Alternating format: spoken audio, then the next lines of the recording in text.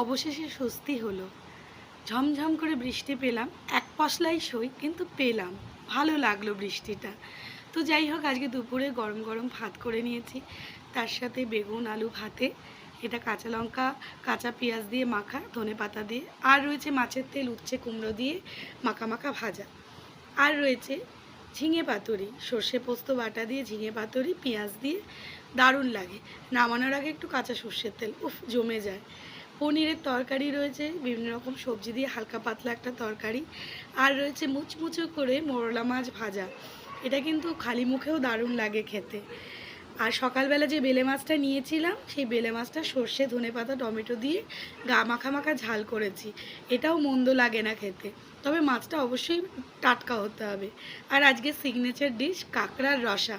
বহুদিন বাদে আজকে কাঁকড়া খাবো, তো দেখেই মনটা ভরে গেল। তো কেমন লাগলো আজকে দুপুরের মেনু অবশ্যই কমেন্টে জানাবেন। ভালো লাগলে একটা লাইক কমেন্ট করবেন। সবাই ভালো থাকবেন, সুস্থ থাকবেন। আজকের মতো এইটুকু।